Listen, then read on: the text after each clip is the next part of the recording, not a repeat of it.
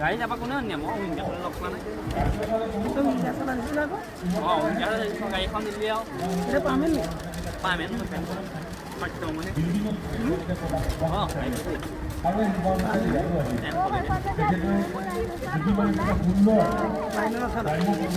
যোৰহাট গোলাঘাট চলা নাই নাই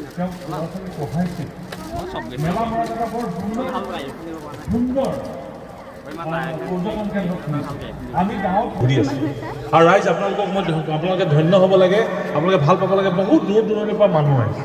মই বৰ বেছি দীঘলীয়াকৈ নকওঁ, ফুলৰ মাজত থাকিব লাগে। মই নাজানো লেটেকু গছ কিমান আছে, লেটেকু পনিয়ল বিভিন্ন ধৰণৰ ফল মূলবিলাক এতিয়া চহৰত নাইকিয়া হৈছে, এইবিলাক আমি ৰুব লাগে। তাৰ কাৰণে এটা ব্যৱস্থা হৈছে।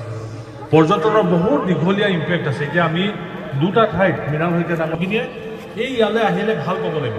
আৰু মই নিজেও ইয়াৰ সাংসদ যদি মই অঞ্চললৈ অহা নাই, সঁচা কথা ক'বলৈ গ'লে ইয়াত আহি এটা আনন্দ।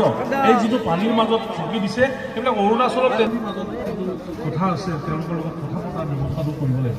আমিও আহি থাকিব লাগিব, সকলো আপোনালোকে ইয়াত আহি থাকিব। মই আজি মুখ্যমন্ত্ৰী ডাঙৰীয়া আহিব নোৱাৰিলে, আজি আমাৰ ভাতৃপ্ৰতিম মন্ত্ৰী, তেওঁ মন্ত্ৰী নিচিনাকৈ নাথাকে।